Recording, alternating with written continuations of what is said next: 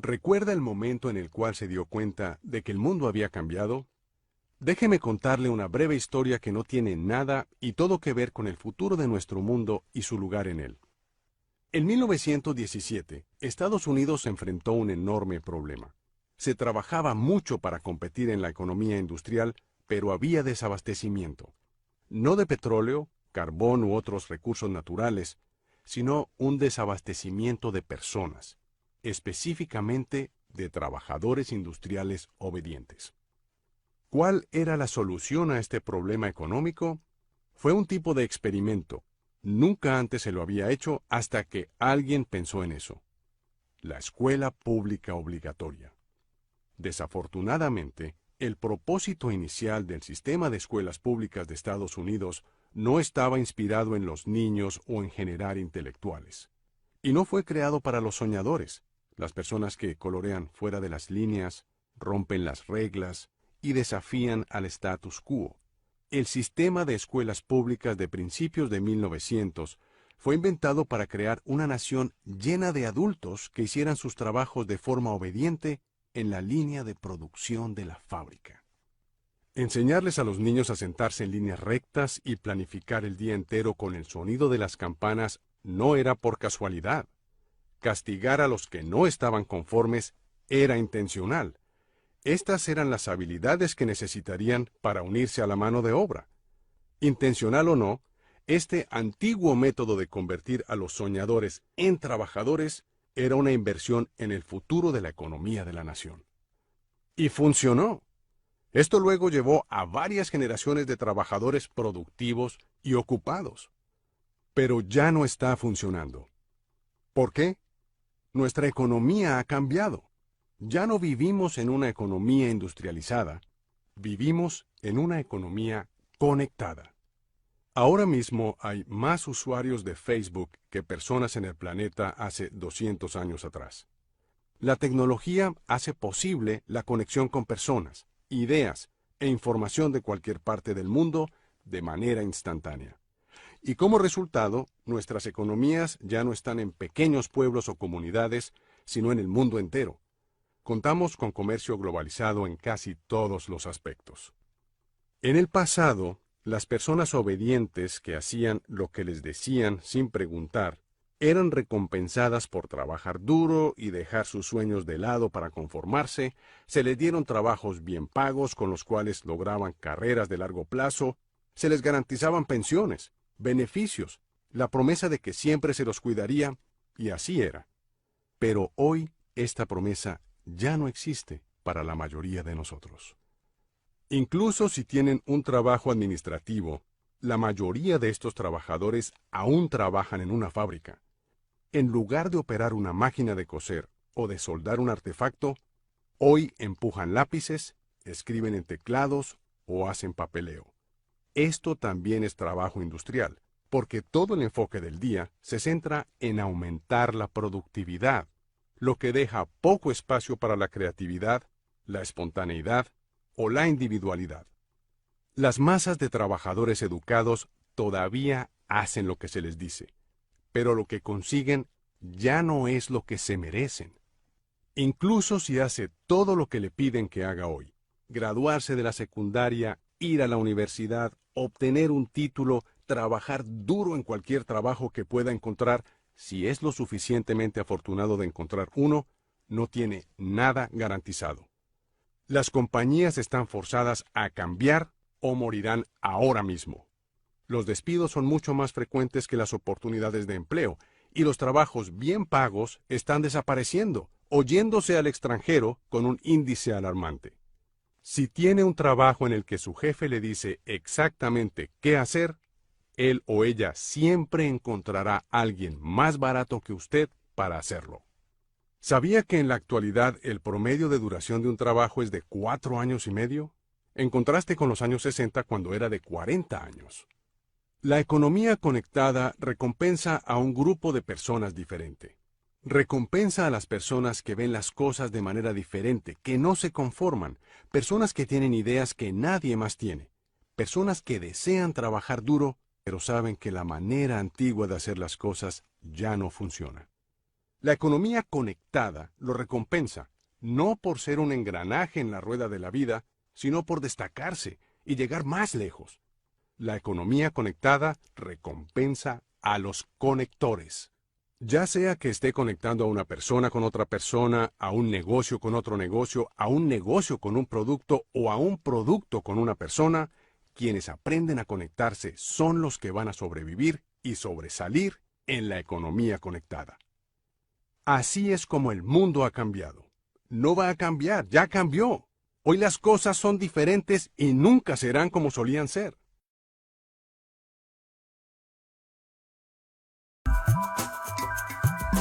Esto casi no se sabe, pero la educación pública, gratuita y obligatoria fue inventada en algún momento de la historia.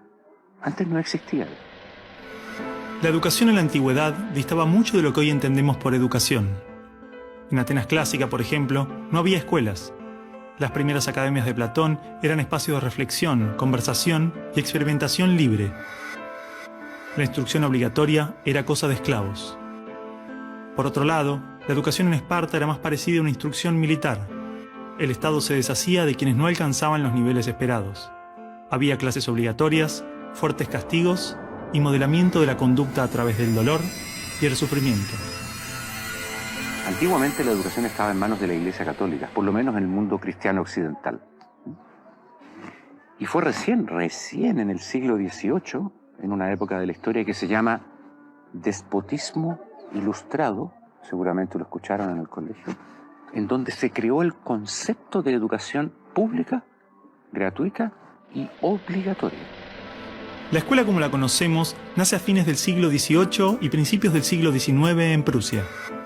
Con el fin de evitar las revoluciones que sucedían en Francia, los monarcas incluyeron algunos principios de la Ilustración para satisfacer al pueblo, pero manteniendo el régimen absolutista. La escuela prusiana se basaba en una fuerte división de clases y castas. Su estructura, heredera del modelo espartano, fomentaba la disciplina, la obediencia y el régimen autoritario. ¿Qué buscaban estos déspotas ilustrados? Un pueblo dócil, obediente, y que se pudiera preparar para las guerras que hubieron en esa época entre todas las naciones que estaban naciendo. Por ejemplo, Catalina la Grande de Rusia llamó a los enciclopedistas franceses a preparar esto mismo. Diderot, uno de los más famosos, estuvo allí para armar este paquete, ¿sí?, formador, no de ciudadanos, sino que de obedientes súbditos de estos estados. Las noticias del exitoso modelo educativo viajaron rápido, y en pocos años, educadores de América y Europa visitaban Prusia para capacitarse. Con el paso del tiempo, el modelo se expandió a nivel internacional.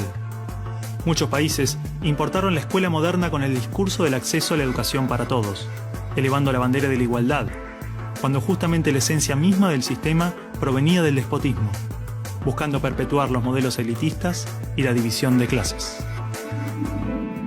Ese es el origen de la educación pública. Fíjense ustedes que Napoleón, un poco posterior, y enemigo jurado de todos estos déspotas, hizo lo mismo. Él lo decía con todas sus letras.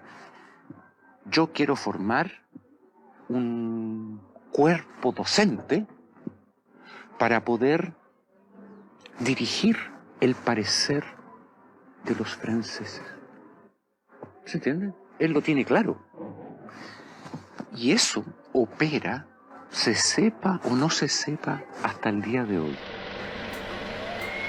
La escuela nace en un mundo positivista regido por una economía industrial. Por lo tanto, busca obtener los mayores resultados observables con el menor esfuerzo e inversión posible, aplicando fórmulas científicas y leyes generales. La escuela era la respuesta ideal a la necesidad de trabajadores, y los mismos empresarios industriales del siglo XIX fueron quienes financiaron la escolarización obligatoria a través de sus fundaciones. ¿Dónde coloco los hijos de estas personas para que puedan trabajar? ¿Cómo educamos en que aprendan a leer? ¿Cómo creamos obreros inteligentes? La educación sigue siendo lo mismo, una herramienta para formar trabajadores útil al sistema y una herramienta útil para que la cultura permanezca siempre igual y siempre se repita, lo cual es conservar la estructura actual de la sociedad. La escuela se complementó con investigaciones sobre el control de la conducta, propuestas de utopías sociales y hasta teorías de superioridad racial.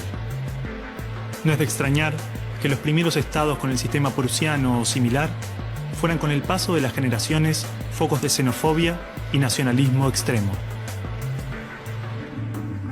El modelo de producción industrial en cadena de montaje era perfecto para la escuela. La educación de un niño era comparable a la manufactura de un producto. Por lo tanto, requería una serie de pasos determinados en un orden específico, separando a los niños por generaciones en grados escolares.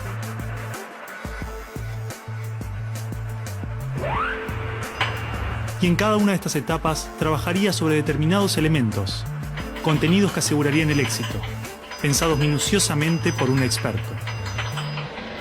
Digamos que el maestro es la figura que es la encargada de enseñar una serie de contenidos que tocan, porque alguien ha determinado así, en una edad determinada. Pero la educación no la preparan los biólogos. Y curiosamente muchas veces tampoco son educadores los que la preparan. Son administrativos. Son gente que no hace clases. En esta cadena, una persona estaría a cargo de una pequeña parte del proceso, insuficiente como para conocer el mecanismo en su totalidad, ni a las personas en profundidad.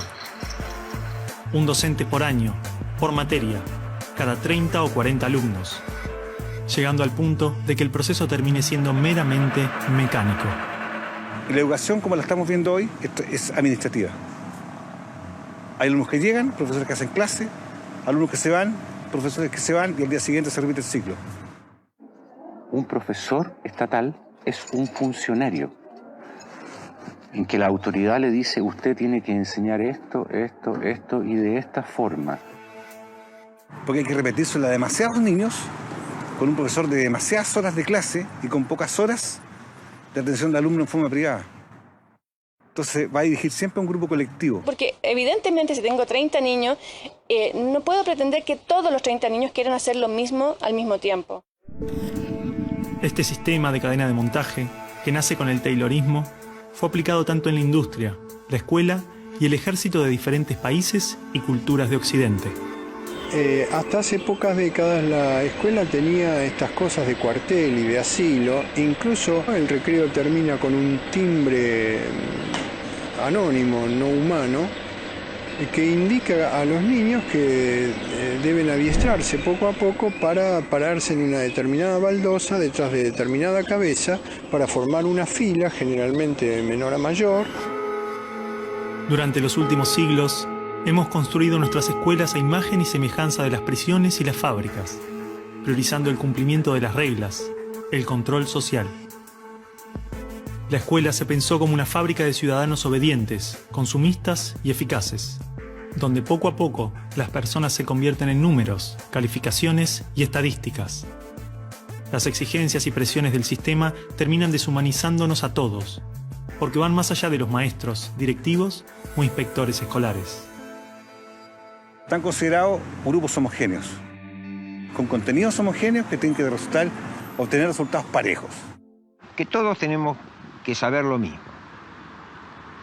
A pesar de que los adultos no sabemos todo lo mismo, a pesar de que no nos dedicamos todo a lo mismo, en las escuelas todos tienen que querer hacer lo mismo y hacerlo igualmente bien. Entonces la escuela tiene poca capacidad de responder a las necesidades individuales, porque la escuela instruye. Es un centro de instrucción y es lo que hace. El que no aprende, se queda. Esa es la realidad. Esto de alguna manera ya implica que el sistema educativo es un sistema de exclusión social. Selecciona el tipo de personas que estarán llegando a la universidad para llegar a formar parte de una serie de élite que domina pues, las empresas que dominan los sistemas de producción, económico, de comunicación, etc. Y otro tipo de personas para las cuales la escuela no es suficientemente adecuada, que están destinadas a otro tipo de trabajo más precario porque no dispondrán de los títulos para hacer esto. El sistema y los estados no les preocupa eso.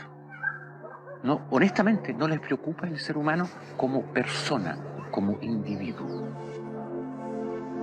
Y en esos términos, toda educación que busque otra cosa tiene que ser prohibida.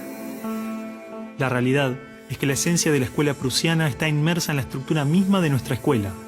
Los test estandarizados, la división de edades, las clases obligatorias, las currículas desvinculadas de la realidad, el sistema de calificaciones, las presiones sobre los maestros y niños, el sistema de premios y castigos, los horarios estrictos, el encierro y la separación de la comunidad, la estructura verticalista. Todo esto sigue siendo parte de las escuelas del siglo XXI.